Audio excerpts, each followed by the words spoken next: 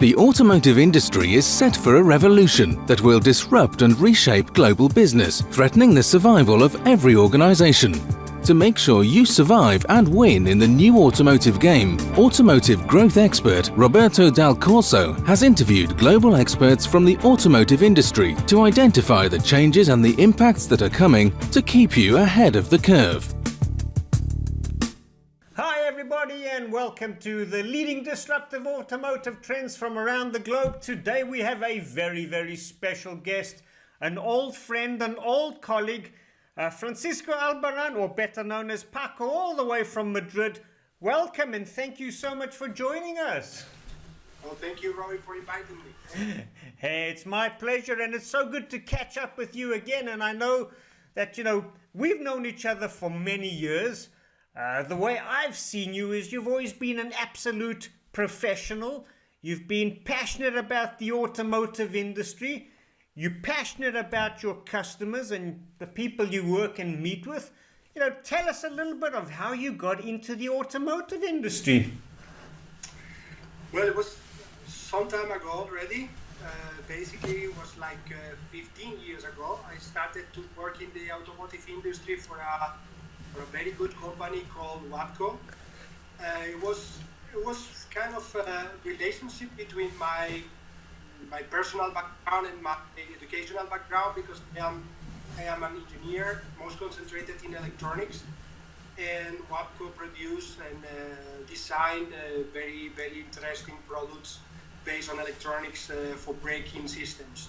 So this is why I started to work with them, and I was there for almost 4 years, taking care of sales in the aftermarket for a specific region of the country of Spain, which was the central part and the southern part. After that, we get to meet each other because I moved to Meritor, and I worked for Meritor for 9 years. 5 of them developing the market in Spain and Portugal, and the last 4 taking care of the business in the Middle East, Africa, and Turkey. And after this, I moved to my current position, and it's been 2 years since I joined Alltracks, and I've been developing the network of Alltracks in Spain and Portugal. Yeah, but you've got a very interesting background, because from Watco to Meritor, even within Meritor, looking at Spain, developing the Middle East, now you're focusing on something from a slightly different perspective, because you're not necessarily selling hardcore products, axles and brakes anymore. But over the course of your career, what has made you successful? Maybe you already in the introduction gave a small hint, and I might say that I am passionate. I am really passionate. I am really concerned about the needs of the customers, and in some way I have managed to be a good interface between the interest of our companies and the interest of the customers, which is very difficult sometimes, I have to say. But in some way I managed to find a good balance, a win-win solution every time. Yeah. And in your different positions, you've learned different things all the time, but what is one particular learning that you think has been more important than anything else that you've learned? Where would that have happened? I would say that specifically in the environment in which I live in, which is the aftermarket for commercial vehicles, you have to be very flexible. You have to be very open-minded, and you have never had to give something for granted. Okay, so that way you are able to adapt to change, to adapt to different customer requirements, different market requirements, different environment requirements. So being flexible is something really important. Yeah, and I guess it's that flexibility that has given you the opportunity to move within companies, to move to different companies, and always work on exciting projects that really make a difference. Exactly. Yeah. Yes. Yeah. And over the 15 years that you've been in, the automotive commercial vehicle aftermarket, what are some of the biggest changes you've seen? Yeah, one of the most important changes in the aftermarket for the commercial vehicles is, according to my understanding, let's say that each time the importance of the manufacturer of the product, or the relationship between the manufacturer of the product and the distributor of the product, is becoming to a certain extent weaker. Mm-hmm. So let me try to explain this. At the beginning, when I started to work in this sector, the relationship between the distributors and the manufacturer of the product was very close. It was a relationship of really partnership. Okay? Yeah. A lot of years this has changed, and now the relationship is becoming more and more a clientele relationship, more than a partnership relationship. Okay, so is relationships becoming more important or less important? It is still important, but it's important in a different way. In the sense that also because of the changes in the competition in the market, yeah, the introduction of new actors every single year on every single product range, on every single distribution level, in every level of the distribution chain, let's say like this, that has made the relationship, I wouldn't say less important, but important in a different way. At the beginning, it was like really partnership. You couldn't live without the other. Yeah. You know what I mean? And both parties were happy about that. And along the years, this has changed. And now you cannot live anymore just with one supplier, for instance. And sometimes you need to find more if you are a wholesaler, for instance. Yeah. And also if you are a part manufacturer, you cannot survive only with exclusive distributors, for instance. Mm-hmm. Mm-hmm. No, that is very true. The world has become a smaller place and more open to everybody. Mm-hmm. Yes, and that absolutely makes things sometimes more complicated, sometimes more challenging, but at the end of the day, this is what is interesting also about this industry. Yeah, yeah. And I mean, jumping a little bit now to your current position, I know you've got a very exciting project and a mission for Spain. Can you tell us a little bit more about that? Yes. Well, I don't know if you know about All Tracks. All Tracks is a joint venture that was created in 2013 by three very important players in the commercial vehicle market, which was Bosch, ZF, and also Knorr-Bremse, and they decided to join to create a network of workshops around Europe. I personally joined this project 2 years ago, as I said at the beginning, and the intention is to look after the best in-class workshops for commercial vehicles, the specialists, willing to provide to the market with multi-brand service and multi-brand capabilities. And now, as you go through and you start to roll this out, what are some of the challenges you're starting to find? I have to say that since I joined the company, everything has been really smooth.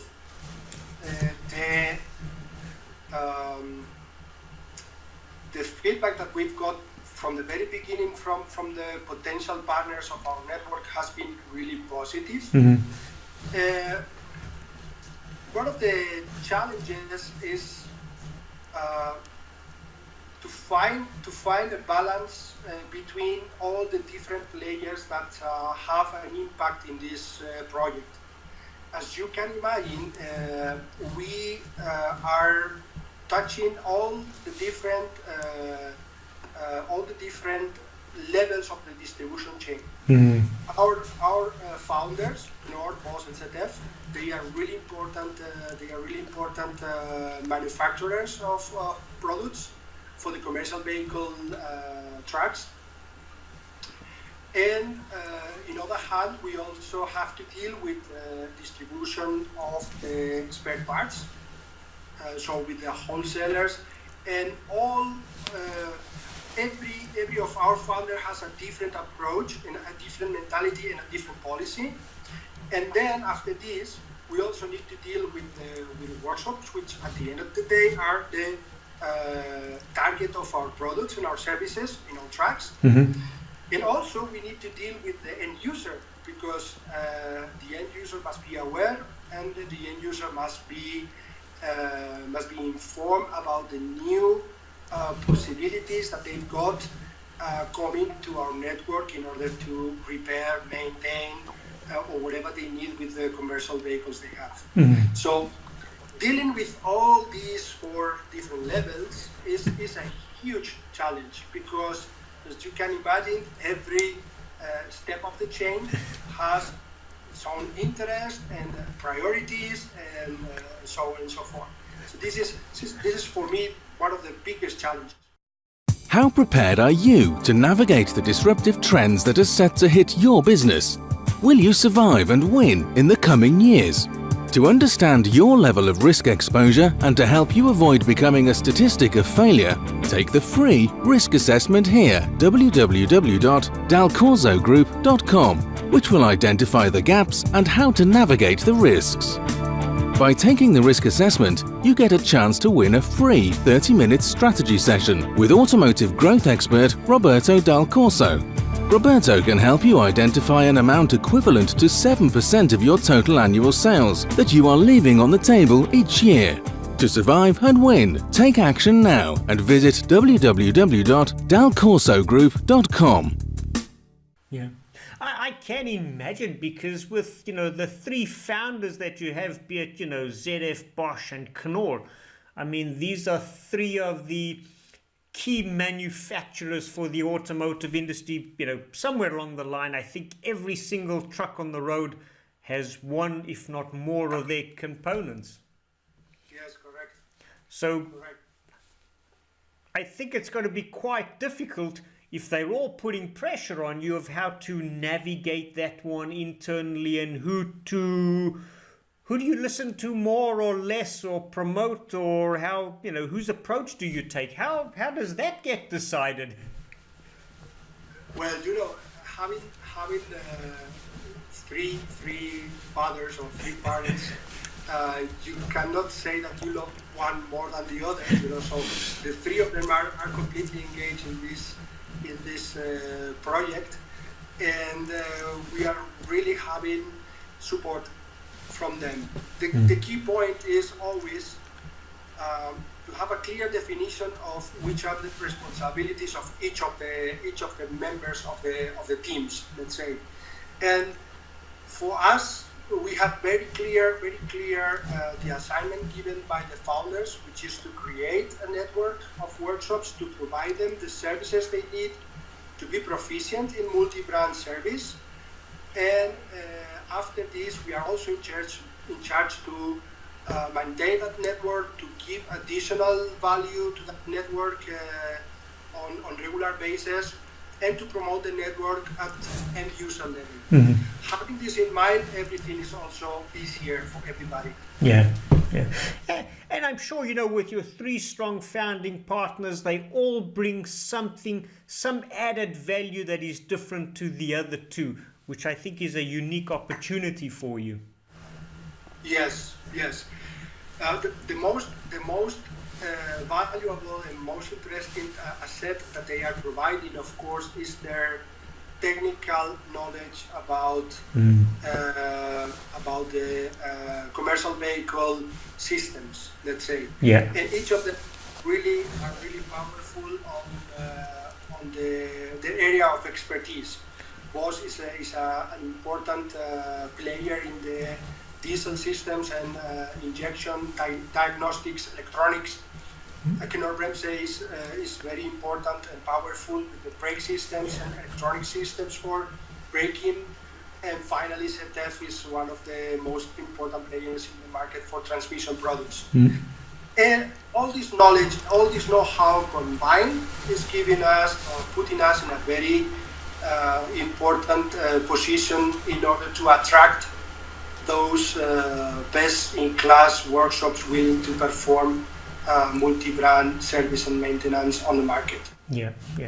And I mean, from a workshop side, as you mentioned, multi-brands, how has that industry changed over the last years, and what are some of the challenges that they see in the marketplace today? Well, everyone within the commercial vehicle aftermarket level of workshop is really convinced that things have changed. Basically, in the last 10 years, the things have changed due to two main reasons. The first one is the improvement in the quality of the product. So the truck manufacturer has done an excellent job with developing and creating new trucks, especially since Euro 6. And that has a consequence, an impact in the aftermarket, because the number of entries of trucks in the workshops has been reduced dramatically during that time. And the second point, which is also affecting, is the fact that the fleets, the owner of the truck has changed the purchasing behavior, because they don't buy anymore only one single brand of trucks. You know, they usually split the total volume or the total capability of purchase between different manufacturers. And that has as a consequence that the workshop, especially the OEM workshop, is in risk of losing business for these two reasons. Some of those businesses that are run by particular people or independent companies have decided to extend the portfolio and to diversify the portfolio by offering their expertise to other brands, like you can see on the market, something you can see on the market now. And there is where we have found a possibility to provide the services that we have. Looking at the founders that we have and the amount of different systems that they produce, you can imagine that we have a lot of information, a lot of technical knowledge that we can provide to the workshop to really be able to extend their services to as much brands as possible, as much systems as possible within each of the brands, and therefore to let them the opportunity to gain what they have lost or to improve their business at many levels. Yeah, and I mean, with your three founders, you guys are market leaders in each of your systems. And because you've come together, it certainly gives you added value to the workshops. You know, if you go get a braking system, a Knorr is virtually fitted on 65+% of all the heavy commercial vehicles. So in some instances, it's easier to work with you to get information than potentially going back to the truck manufacturer. Exactly. And the key point is that we manufacture and we install our products in every single brand, not just one brand, but every single brand. So this is giving the workshop a really important source of information, no matter which is the brand, no matter which is the system. But on top of this, I have to say that even if Knorr, Boss, and ZF are our founders and the base, the backbone of the services that we provide from a technical point of view, we don't limit ourselves to the knowledge they provide. Our network is supposed to be and will be, in fact, multi-brand and purely multi-brand, which means that we are able to provide information and to provide capability of diagnosis of systems that we do not manufacture. This is also a key point. We will not stop only in the knowledge or the know-how that is provided by the founders, which at the end of the day, as you said, is already very important. Yeah.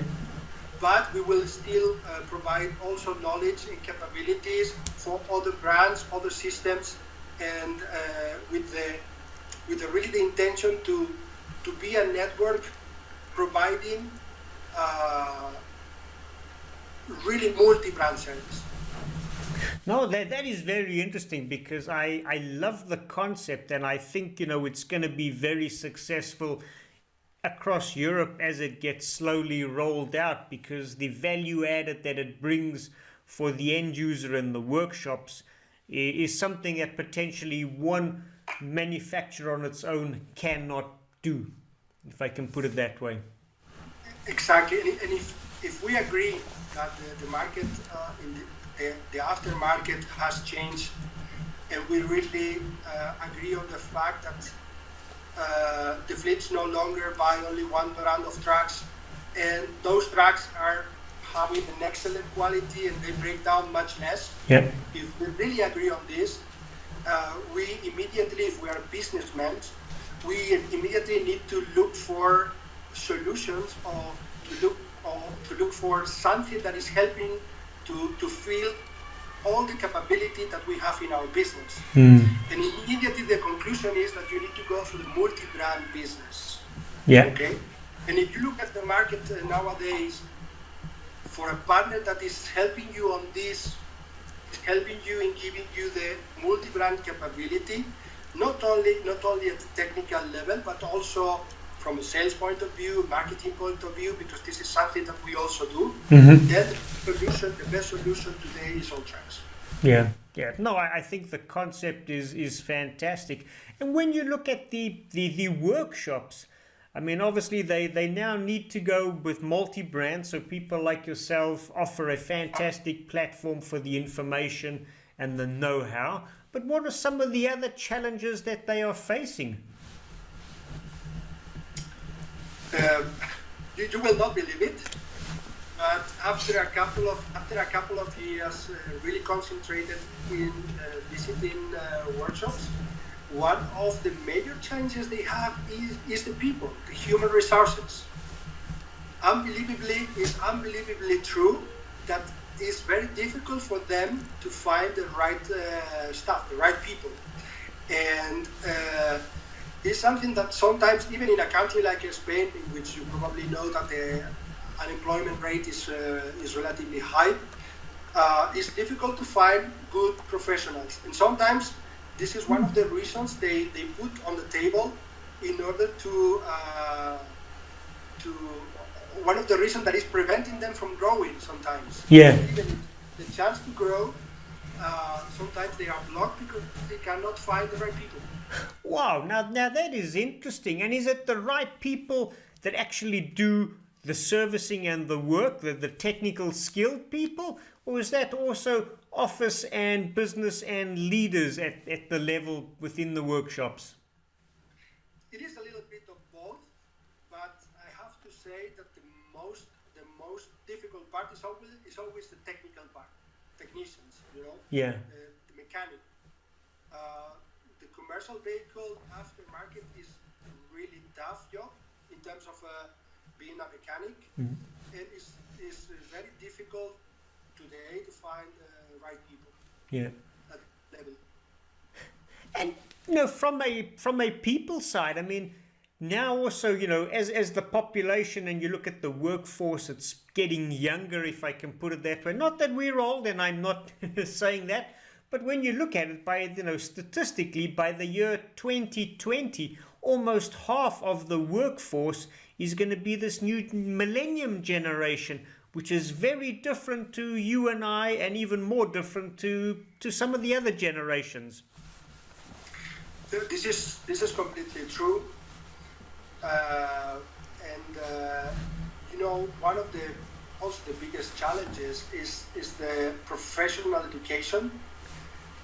In this regard, I can mention, for example, the efforts that one of our founders is doing. Specifically, Bosch has programs in which they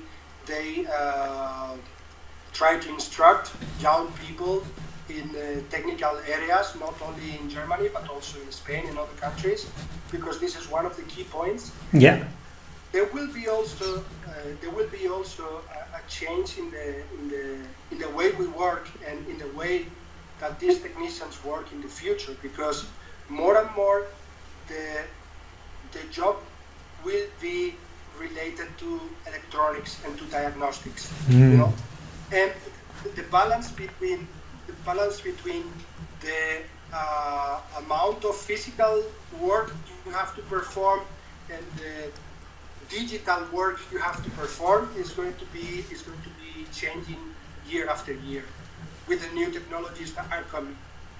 Yeah, no, that is very true, and I think digitalization in general is changing the industry as a whole, whether it's at the workshop and you look at the technicians physically working on the trucks, or even just in terms of sales and marketing and how information is spread around. Digitalization is really changing the world as we know it today. Yes, correct. And you know, and to me it's interesting because as you have digitalization changing the world, you have the younger people coming into the world, and you know, you have kids, I know, and I have kids, and when you look at them, their technology skills, I mean, they've never known a world without internet access, without knowledge on your hand, because you've got your iPhone with you 24/7. So they are very different and accept technology a lot quicker than maybe some of the older people. Yeah, you know, in some way, this is making me optimistic also about the future, because the new generations coming are really prepared. They are native digital, and they are really prepared for the challenges that we are going to face also in the automotive industry. Yeah. However, in the commercial vehicle aftermarket, there will be always part of the job that is going to be tough, it's going to be hard, because of the size of the parts, because of the way that you have to work in order to lift the truck and to solve problems on mechanical parts, which will be there at the end of the day forever, let's say. Yeah, no, that is true. And I mean, have you seen any new ways that the workshops are looking at or trying to use digitalization to either get more customers or expand their businesses to, you know, the fleets and the end users? In general, I have to say that our field is not really advanced in this area. Things are coming quicker from a technical point of view, which means that what I see in the future is obviously an improvement in the way we diagnose a truck. Mm-hmm. We will be able to do it remotely. We will be able to do it on demand with technologies that already exist for the passenger cars, like pass-through, for instance. This is something that is going to appear very soon in the commercial vehicle as well.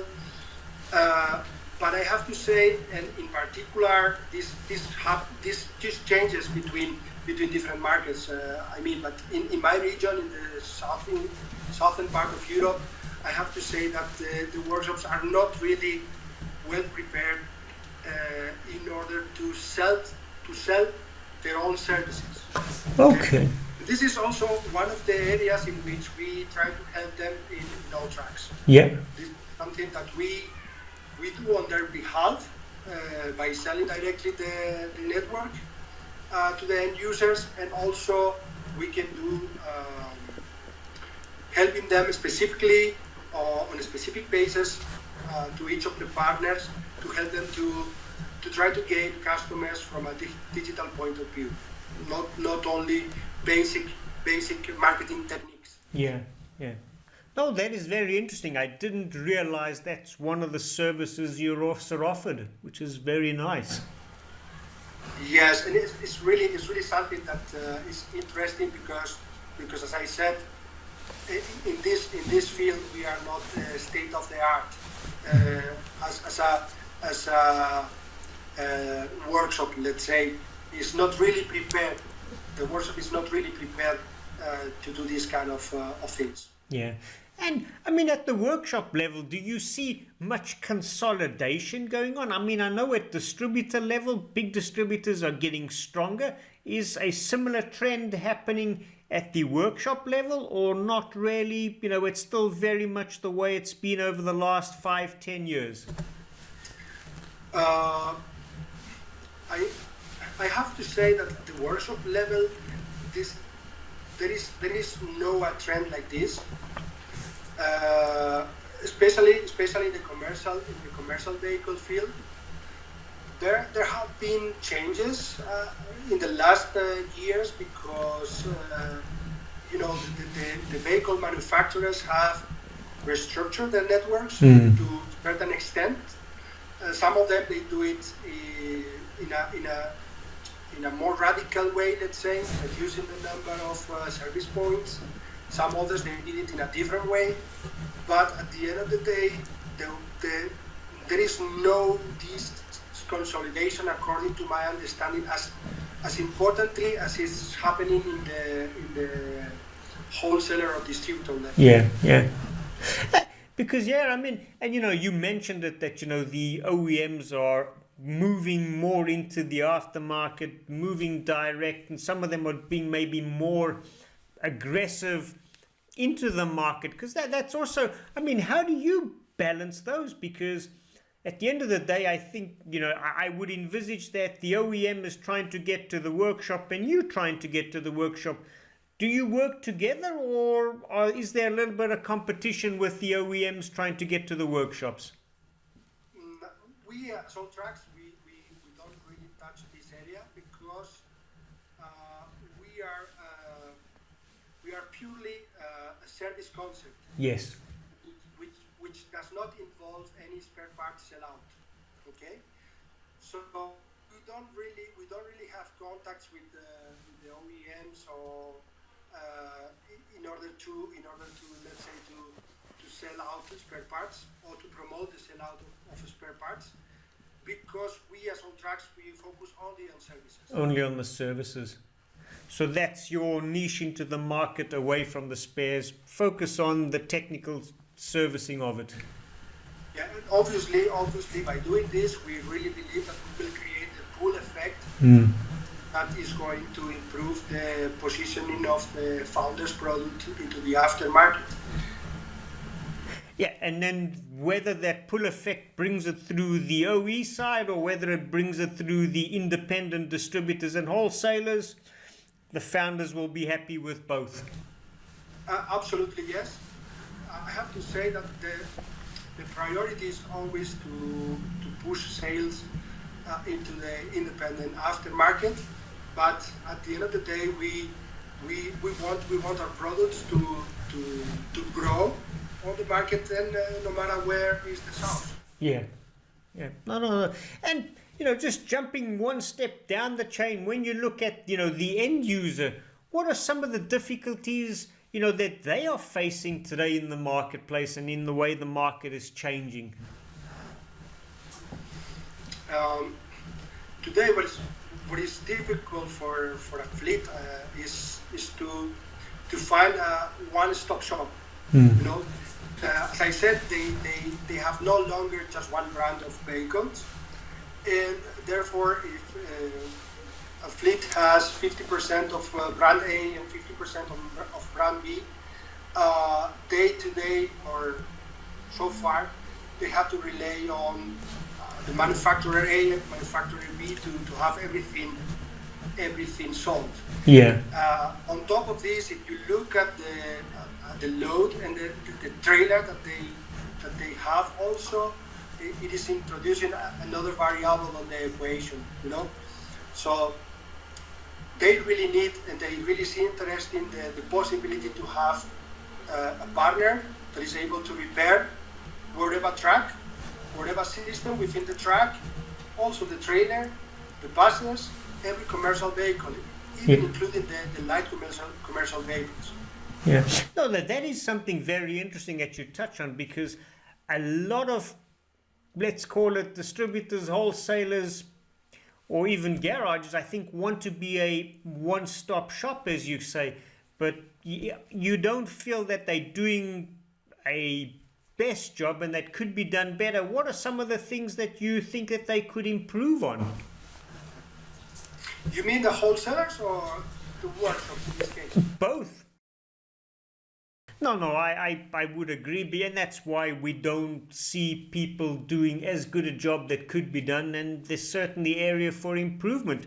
I think you are one of the value added to the garages from a technical side. You bring all the know-how and the services that go with it. Now it's just a matter of getting the spare parts at the right price, the right part at the right time. Exactly. We concentrate on that. We concentrate on the technical expertise and know-how. We also promote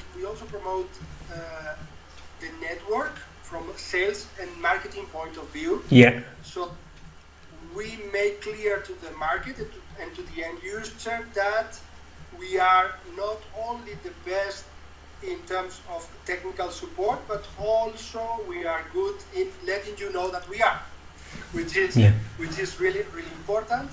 And then the circle is closed with the distribution networks that our founders are providing, which have been developed during the last 20, 30 years. Yeah, because I think, what you also mentioned there or refer to is the pull effect, because I think distributors are very good at pushing product down the chain to the garages, but then not necessarily helping them to gain additional customers or move the product off the shop floor. Exactly. And our project is basically promoting this. Is promoting the fact that by having this knowledge, the workshop is going to be able to claim for our products from our original spare parts, and therefore it will create an additional business for the wholesalers. Yes. That they are giving service to the market. Yeah. No, it's a very, very nice concept. If we change pace a little bit and I ask you a question, well, okay, I know you're passionate about people. I know you're passionate about the automotive industry. What are the passions outside of the automotive industry? Very regular ones. I like sports. You know that even if I'm Spanish, I am a weird bird because I like rugby. So it's one of my passions, sports in general.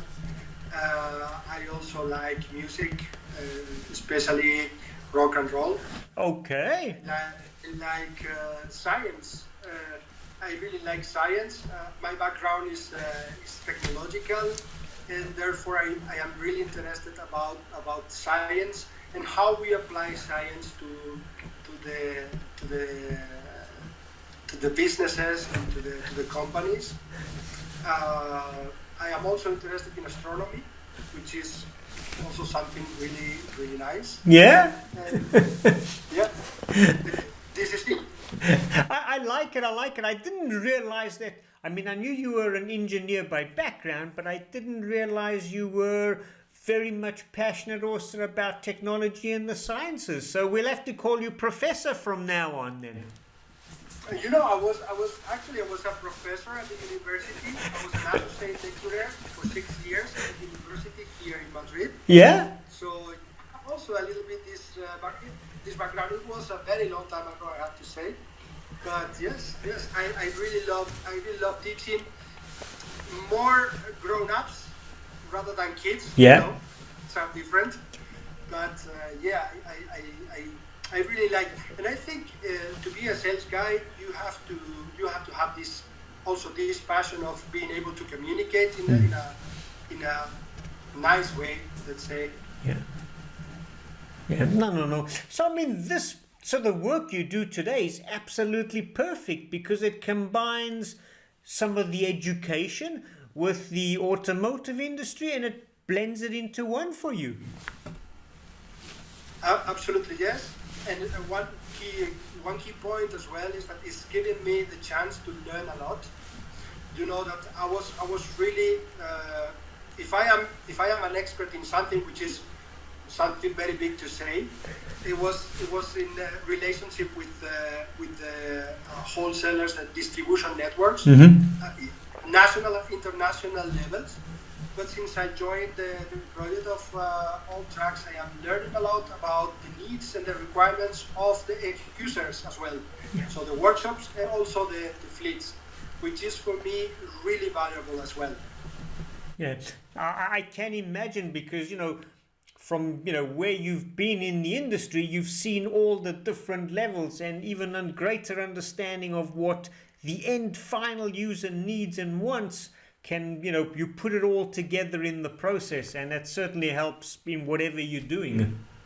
Yeah, it's really valuable also for the manufacturer of the systems.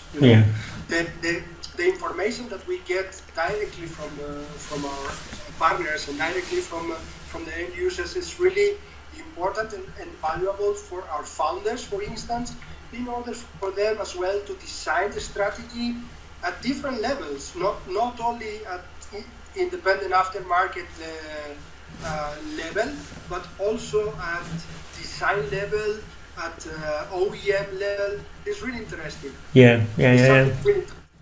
No, it is. And I'm going to jump back a second because you mentioned rugby. In Spain, a football crazy nation. I mean, I know your son plays rugby. Is there because I don't know, a national rugby team for Spain? Yes, and we are really fighting now to get qualification for the World Cup in 2019 in Japan. Yeah. We are close.